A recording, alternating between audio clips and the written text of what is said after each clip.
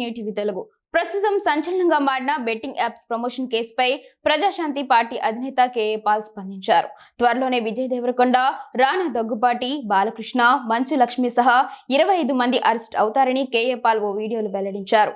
Betting apps promotion కేసులో వినిపిస్తున్న వాళ్లంతా స్వతహాగా బయటకు వచ్చి 72 గంటల్లో క్షమాపణలు చెప్పాలని కేఏ పాల్ గడువు విధించారు.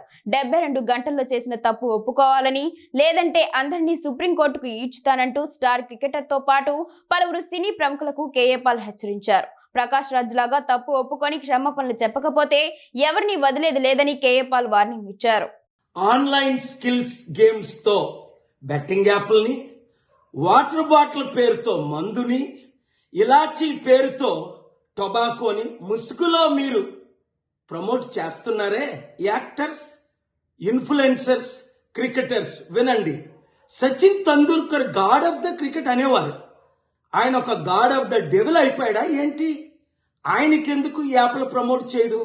ఇప్పుడు విజయ్ దేవరకొండ బిలో ఆయన టెక్స్ట్ లో ఒక మ్యాటర్ చదివాను, షాక్ అవుతున్నాను. అరే, మన అన్న దేవరకొండ చెప్తే నేను ఇమీడియట్ గా ఈ యాప్ డౌన్లోడ్ చేసుకుంటాను. అలాగే బాలకృష్ణ అట, మంచు లక్ష్మి అట, ఇలాంటి వారు 25 మంది ఇప్పుడు అరెస్ట్ అవబోతున్నారు. ఒకవేళ పోలీసులు వాళ్ళ దగ్గర పొలిటీషియన్స్ డబ్బులు తీసుకొని అరెస్ట్ చేయకపోతే వారందరినీ సుప్రీంకోర్టుకి నేను నడిపిస్తా. ప్రకాష్ రాజు లాగా మీరు కూడా తప్పయింది అని ఓపెన్ అపాలజీ చెప్పినంత వరకు, 2, మీరు సంపాదించిన డబ్బు ₹1 అయితే 1 కోటి, 10 కోట్లు అయితే 10 కోట్లు, 980 మంది ఆత్మహత్యలు చేసుకున్నారు. అంటే వారిని మీరు నరహత్య చేశారు.